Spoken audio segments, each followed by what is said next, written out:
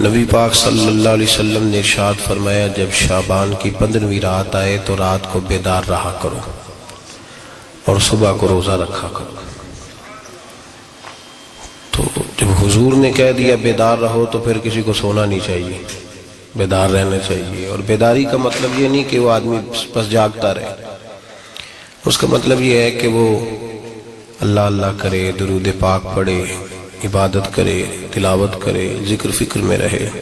کچھ باتیں اس مقصد کے لیے کہ اس رات اللہ پاک نے اپنی رحمت کے دروازے کھولے ہیں، تو کچھ ایسی بات کی جائے جس سے دل نرم ہو جائے۔ دوستو، قرآن مجید کی دو آیات میں نے پڑھی ہیں۔ اللہ کریم نے فرمایا، یا ایھا الذین آمنوا اتقوا اللہ حق تقاتہ، اے ایمان والو اللہ سے ڈرو اور اتنا ڈرو جتنا ڈرنے کا حق ہے۔ ڈرو اللہ پاک سے، اور جس طرح تم کسی سے ڈرتے ہو، ڈرنے کا حق ہوتا ہے، وہ حق ادا کرنے کی کوشش کرو۔ ہم میں سے بہت سارے لوگ ڈرتے ہیں کچھ لوگوں سے، اور جب وہ ڈر رہے ہوتے ہیں تو انہیں احساس ہوتا ہے۔ اللہ پاک نے ہمارا وہ احساس خود بیان کر دیا ہے۔ فرمایا، جب تم کسی سے ڈرتے ہو تو تمہیں اس کا احساس ہوتا ہے کہ تم کتنا ڈرتے ہو، تو پھر تم کوشش کرتے ہو کہ تم وہ کام نہ کرو جس سے وہ بگڑ جائے گا، ناراض ہو جائے گا۔ جو لوگ قانون سے ڈرتے ہیں وہ اشارہ نہیں توڑتے، کچھ بھی ہو جائے اشارہ نہیں توڑتے۔ انہیں پتہ ہے کہ یہاں اشارہ توڑیں گے تو الجھ جائیں گے، اور جہاں انہیں فکر نہ ہو کہ کوئی پوچھنے والا نہیں، وہاں ہم نے دیکھا ہے کہ لوگ اشارہ توڑ دیتے ہیں۔ اللہ تبارک و تعالیٰ نے موقع دیا، میں حرمین شریفین حاضر ہوا تو وہاں ایک روڈ دائری روڈ کہلاتا ہے۔ اس روڈ سے پیدل چلنے والے نہیں گزر سکتے۔ وہ کہتے ہیں جی اس روڈ سے پیدل والا نہ گزرے، ان کے لیے علیحدہ جگہ ہے۔ قانون یہ ہے کہ اگر کوئی پیدل آدمی وہاں سے گزرے اور اس کا ایکسیڈنٹ ہو جائے تو وہ حکومت یہ کہتی ہے کہ یہ کیوں یہاں سے گزرا تھا، لہٰذا کوئی مقدمہ نہیں ہو سکتا۔ وہاں ہم نے دیکھا ہے کہ لوگ اس سڑک پہ پیر بھی نہیں رکھتے، کہتے ہیں مر گئے تو بنے گا کچھ نہیں۔ یہاں بھی بہت سارے ایسے معاملات ہوتے ہیں کہ جہاں انسان محسوس کرتا ہے کہ یہ بڑا میرے لیے نقصان ہو جائے گا، تو وہ ڈرتا ہے۔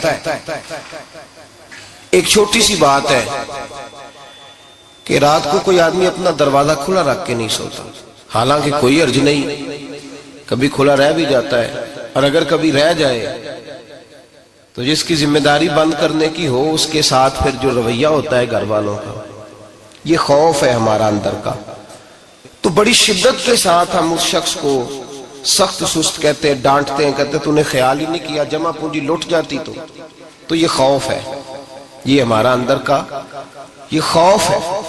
آپ بازار میں جائیں تو درجنوں لوگوں نے گن مین بٹھائے ہوئے ہیں، ان کا دل نہیں کرتا کہ اضافی تنخواہ دی جائے، کیا مطلب ہے ایک آدمی کو اضافی پیسے دینے کا، لیکن وہاں آدمی بٹھایا جاتا ہے، اس کو تنخواہ دی جاتی ہے، اس کی روٹی کا بندوبست کیا جاتا ہے، اس کے سارے ضروریات زندگی کا خیال رکھا جاتا ہے، اور پس منظر یہ ہوتا ہے کہ ڈر لگتا ہے اگر یہ شخص نہ ہوا تو ہماری چوری ہو جائے گی۔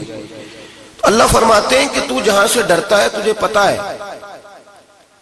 تو اس طرح کر کہ مجھ سے بھی اتنا ڈر جتنا ڈرنے کا حق ہے۔ یہ جھوٹ موٹ کا ڈراوا نہ پیدا کر کے اوہ اللہ معاف کرے جی، اچھا جناب بڑا ڈرتے ہیں آپ اللہ تعالیٰ سے، آپ نے تو کانوں کو ہاتھ لگائے، تو پھر آپ کیا کر رہے ہیں؟ اللہ معاف کرے جی میں تو بات نہیں کرتا، بس 2-4 آدمیوں کی پگڑی اچھالوں گا، اس سے زیادہ نہیں۔ ڈر لگتا ہے جی بات کرتے ہوئے، 15-20 آدمی بس میرے قابو آئیں، یہ کس قسم کا ڈر ہے؟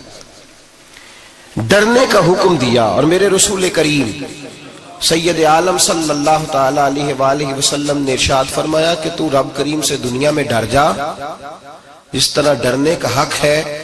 جب قیامت کا دن آئے گا تو اللہ تجھے ڈرائے گا نہیں بلکہ اپنی رحمت کی چھاؤں میں جنت میں داخل کر دے گا۔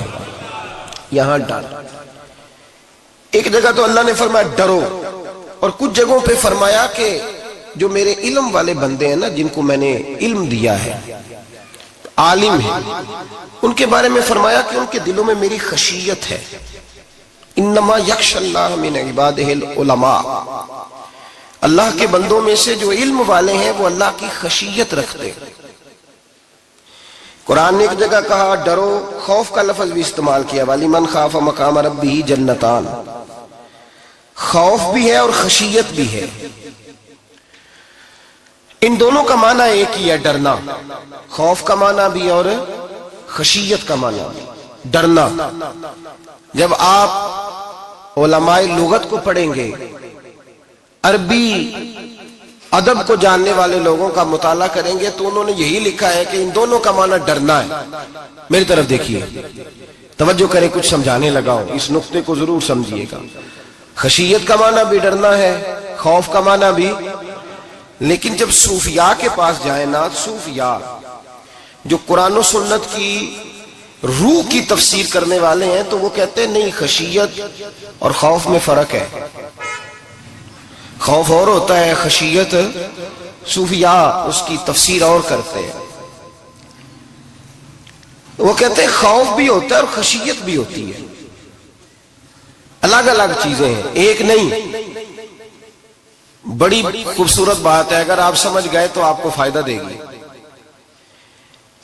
صوفیاء یہ کہتے ہیں کہ بھائی خوف ہوتا ہے اپنے گناہوں کا، کہ میں نے یہ گناہ کیے ہیں، اگر اللہ نے مجھ سے پوچھا تو مجھے بڑا خوف آتا ہے، مار پڑے گی، یہ خوف ہے. پھر سمجھ لیں، ایک آدمی نے حرام کا مال اکٹھا کیا ہے زندگی میں، معاذ اللہ اس نے بڑے پاپ کیے، گناہ کیے، شراب پی، بدکاری کی، معاذ اللہ تعالیٰ ثم معاذ اللہ. اب اسے ڈر لگ رہا ہے کہ اللہ تبارک و تعالیٰ نے پوچھا تو میں کیا جواب دوں گا. یہ خوف ہے.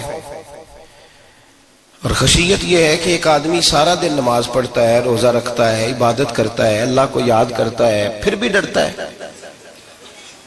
یہ خشیت ہے، یہ خشیت ہے. جو گناہوں سے ڈرے وہ خوف ہے، اور جو رب کی ناراضگی سے ڈرے وہ خشیت ہے. جو کہے یار میرا رب کہیں ناراض نہ ہو جائے، میرا رب کہیں مجھ سے. بڑی خوبصورت مثال دی. میں نے اپنے صاحب سے پوچھا کہ حضور یہ مسئلہ کیا ہے، تو فرمانے لگے ایک بادشاہ نے ایک غریب کی بیٹی اسے پسند آ گئی تھی، تو اس نے عزت کے ساتھ اس سے شادی کر لی، رشتہ بھیج کے وقار کے ساتھ.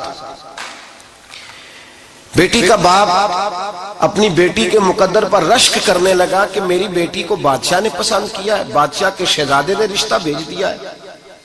شہزادہ بیاہ کے لے گیا بیٹی کو. 20 کنیزائیں، نوکرانیاں اس عورت کی خدمت کرنے پہ لگی ہوئی ہیں، اس کا ہر حکم ماننے کو تیار ہے. لیکن وہ بی بی سویرے بھی رو پڑتی ہے اور شام کو بھی رو پڑتی ہے، وہ روتی رہتی ہے.